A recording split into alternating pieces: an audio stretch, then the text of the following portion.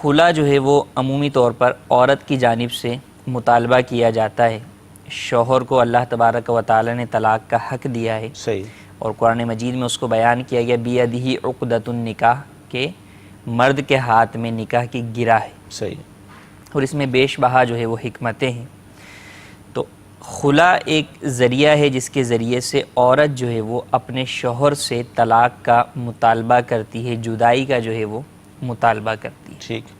شرعی اصطلاحی تعریف کے اندر مال کے بدلے میں، مال دے کر اس کے بدلے میں نکاح کو زائل کرنے کو خلا کہتے ہیں. ٹھیک ہے.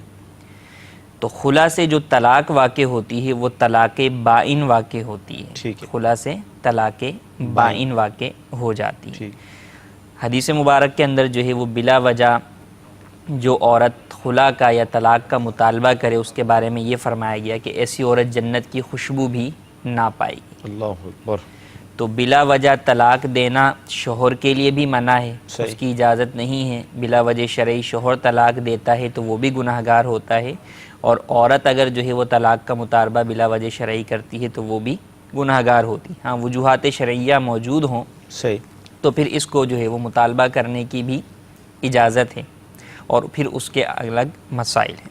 اچھا حضور، خلا کے حوالے سے ارشاد فرمائے، جیسے آپ نے فرمایا کہ یہ عورت کی طرف سے ہوتا ہے جی. کہ عورت کا مطالبہ ہوتا ہے، تو اگر عورت ایک مرتبہ مطالبہ کرے گی تو کیا فوراً طلاق واقع ہو جائے گی، یا کئی مرتبہ کرے گی تو ہوگا کیا، یہ کس طرح ہوگا؟ یعنی دیکھیں عورت کی طرف سے فقط مطالبہ ہے، صحیح. اس کا دینا نہ دینا شوہر کی مرضی پر ہی منحصر ہے. یوں ٹھیک. نہیں کہ خلا کی یہ خلا جو ہے وہ اس پس منظر میں ہے کہ عورت کے پاس ہی طلاق کا حق ہے کہ وہ صحیح. عورت اپنے آپ کو خود ہی طلاق دے لے اور جناب چلی جائے آگے دوسرا نکاح کر لے. ایسا نہیں ہے.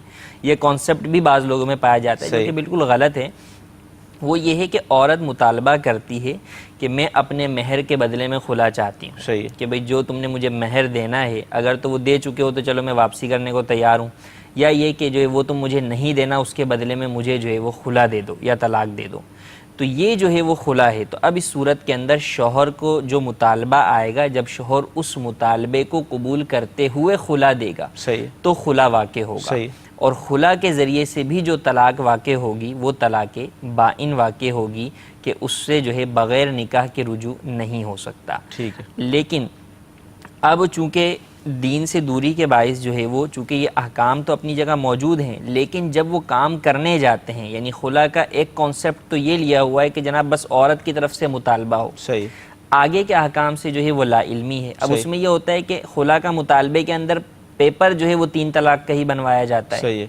تو وہ تینوں طلاقیں ہی واقع ہو جاتی ہیں. ورنہ اگر صرف خلا کی طرف آئیں تو اگر خلا کے ذریعے سے جو طلاق ہوتی ہے، جو شرعی خلا ہے، وہ ایک طلاق بائن ہوتی ہے. ٹھیک ہے. اس میں اگرچہ بغیر نکاح تو رجوع نہیں ہوتا، لیکن کل کو اگر دونوں میں سے کسی کو بھی اپنے فیصلے کے اوپر پشیمانی ہو اور وہ دونوں دوبارہ ملنا چاہیں تو اس صورت میں یہ حل موجود ہے کہ بغیر حلالہ شرعیہ جو ہے وہ نئے نکاح کے ساتھ جو ہے وہ ساتھ رہ سکتے ہیں. آئندہ 2 طلاقوں کا حق باقی رہے گا.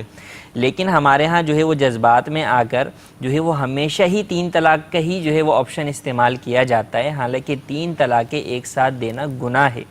اس سے منع کیا گیا کہ اگر کبھی بھی کسی بھی صورت کے اندر کوئی ایسا معاملہ درپیش آ جائے کہ طلاق دینی ہی پڑ جائے، ابتداءً تو پہلے قرآن پاک کے اندر جو ہے وہ اس کے سٹیپس بیان کیے گئے کہ ایک مسلمان اور جس کے ساتھ اپنی بیوی کے ساتھ زندگی گزار رہے تو وہ کیوں جو ہے وہ لڑائی جھگڑا کر کے اپنے درمیان جدائی پیدا کر رہے ہیں.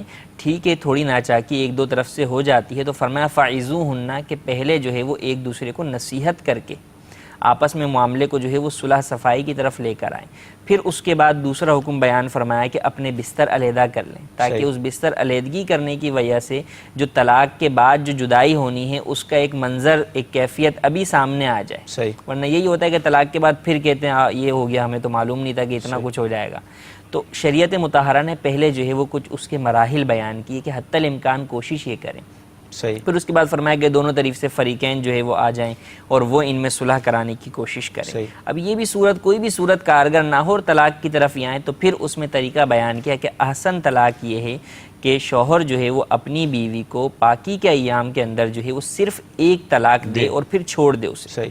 جب وہ انہیں جو ہے وہ ان پاکی کے ایام کے اندر طلاق دے کر چھوڑ دے گا تو عدت گزرنے کا وقت موجود ہوگا۔ صحیح۔ عدت گزرنے کے دوران بغیر نکاح رجوع کرنے کا دونوں کو اختیار ہوگا اگر جو ہے وہ اپنے معاملات میں دوبارہ جو ہے بہتری لانا چاہیں، اور اگر رجوع نہ کیا اور عدت گزر گئی تو بھی آئندہ اختیار ہوگا کہ بغیر جو ہے وہ کسی اور سے نکاح کیے شوہر اور بیوی باہمی رضامندی سے نئے نکاح کے ذریعے جو ہے وہ کر سکتے ہیں۔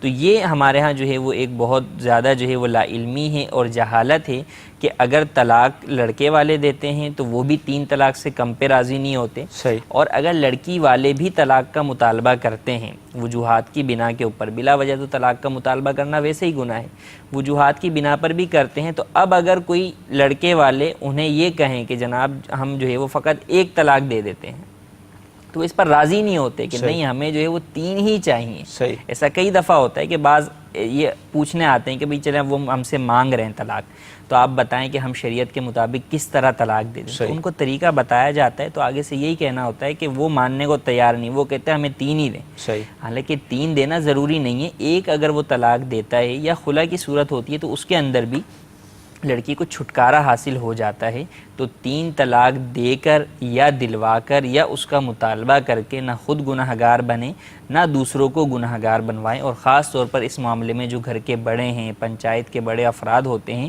انہیں اس چیز کا خاص خیال رکھنا ضروری ہے۔ اسی چیز کی اہمیت کے پیش نظر جو ہے وہ باقاعدہ پورا ایک پمفلٹ جو ہے وہ طلاق دینے سے متعلق مدنی پھول کا جو ہے وہ مکتبۃ المدینہ نے شائع کیا ہے، تو اس کو بھی اسی لیے عام کیا گیا ہے تاکہ لوگ جو ہے وہ اس گناہ سے جو ہے وہ بچ جائیں اور آئندہ آنے والی خاندانی زندگی کے اندر بھی آپشنز جو ہے وہ موجود رہیں۔